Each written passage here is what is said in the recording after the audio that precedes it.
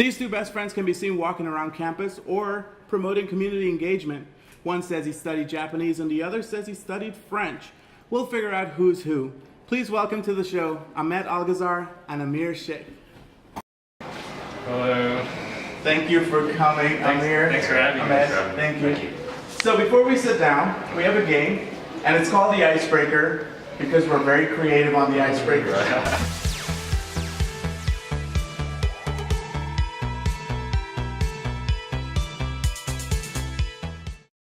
So Aamir, your IceBreaker game was 2 truths and a lie. Have you ever played that before? I have.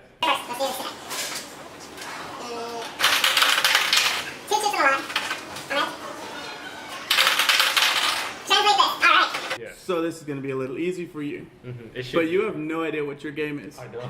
All right, so 2 truths and a lie. Aamir, go. Okay. My favorite sport is soccer.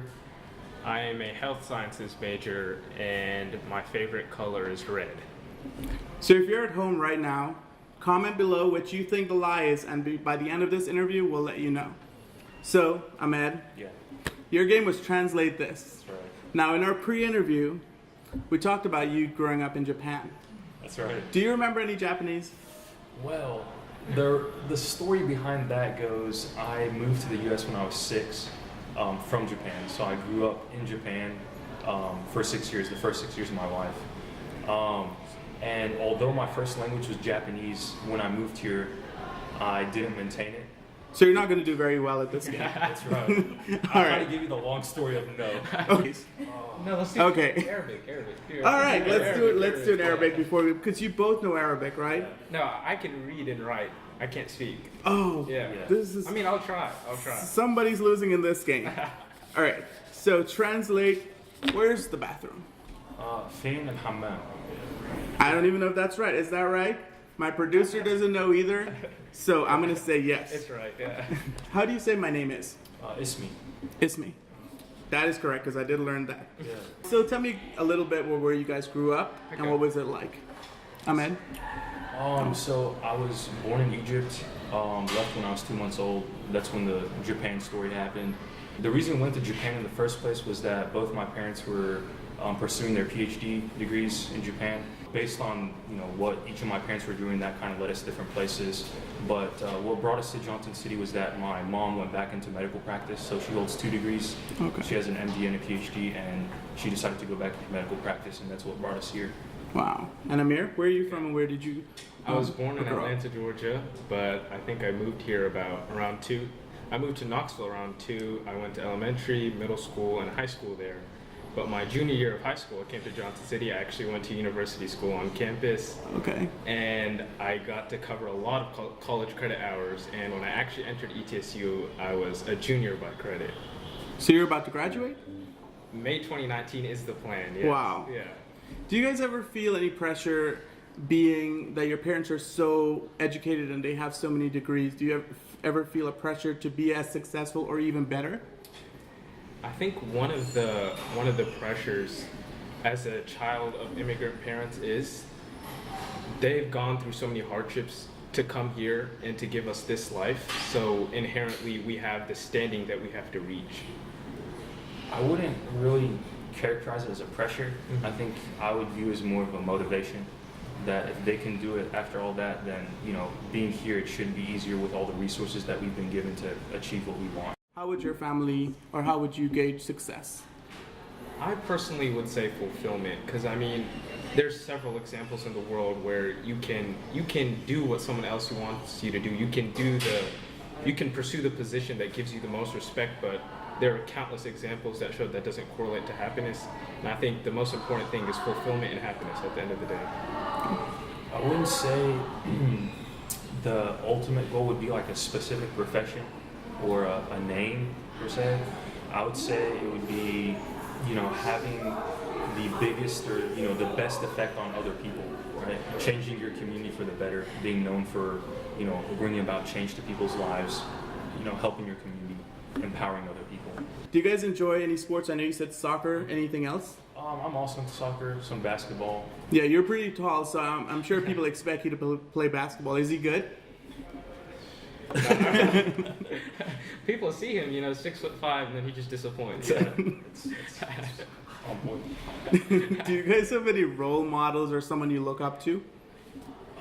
I'd say my mom, honestly. Yeah. Yeah. If we're not talking about like celebrities or anything, that's my main. Your mom? Yeah. Why is she such a role model for you? I think it's Other just than the education. raising 2 kids, my sister and I, through all that, she didn't take breaks while she was pursuing her, goals. Loving, caring, but also goal oriented, and determined. She just instills motivation in me every single day.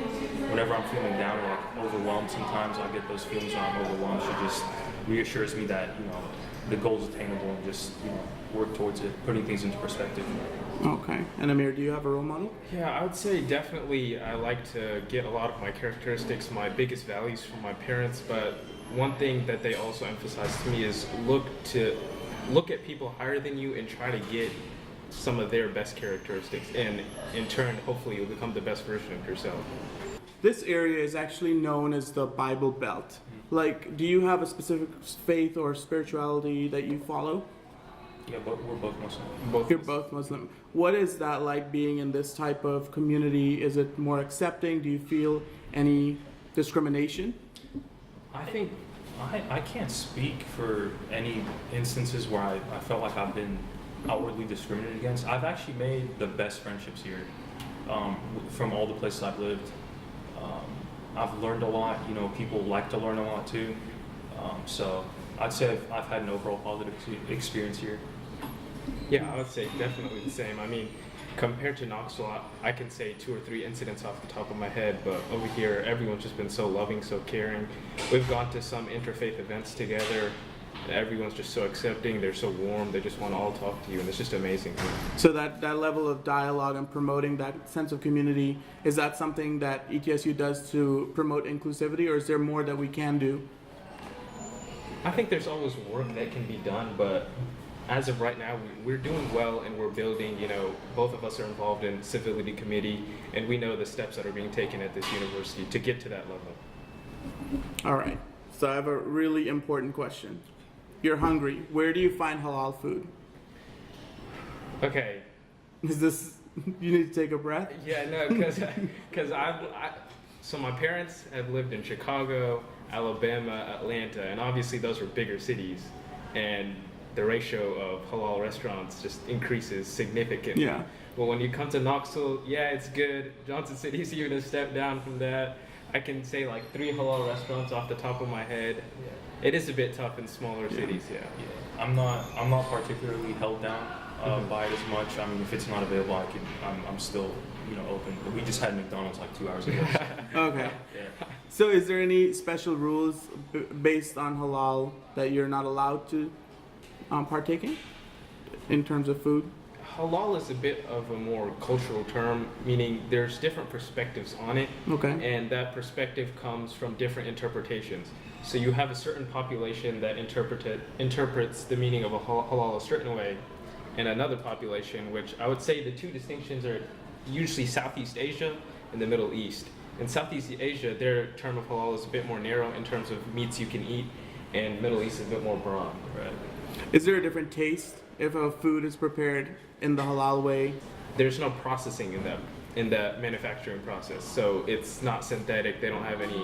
It's all organic basically, and then you can really taste that. And I compared it to Subway the other day. I was telling you, not trying to trash Subway or anything, but their meat is it just doesn't taste like whole meat. Well, we're not sponsored by Subway, so I think we can we're say good, that. We're good. Is there any other social issues or things you stand behind? I think there's just a lot of issues right now, and the biggest negative effect of that is the sense of disunity that's developing. And a lot of times the thing that I like to most emphasize to solve that is dialogue. And by dialogue, I just don't mean speaking, but experiencing other cultures, other views, other perspectives, and I think that's really what we need right now. Yeah, I'd say better connection is always a good thing in times like these. I think it's like a world movement. It's not just in the United States. I think the entire world is kind of going through its own shifts. Whatever direction we want to see that as. But one thing I think that all of us gain from it is that we're more aware. Culturally aware, politically aware, however you might phrase it. But I think that's something good that we've gained, and I think that's something we need to maintain. Politics is a big deal right now, and a lot of more young people are sticking to their phones, like what is the latest political update? And that's something that didn't exist a few years ago. We actually never even focused on politics. Do you think that's good, or is it a bad thing that we're now learning about how to be updated on political I don't issues? think it's necessarily a good thing, and I'll tell you why. Politics as a concept shouldn't be the most entertaining thing, but that's what it has become. Like, I'm not trying to criticize anyone, but if you look at their current day news, like, you'll see a lot of people look forward to like the outrageous stories that they have, and those are stories we should not be reading about. We should be reading about policy that's going to make a change, and unfortunately, that's just not happening on the news these days. Yeah. You agree? Yeah. I think, like I said earlier, the good that's come out of it is that we're all politically aware. You know, this kind of transcends what sides you're going to take. I'm not talking about the left or the right, you know, the center, and any of that, but it's a good and a bad. You know, the bad part comes in the form of you feeling like you're in a state of despair, like, you know, just everything's going to, you know, everything's crumbling and the whole world's in chaos, but there's a lot of good to see, and I think we're going to better places.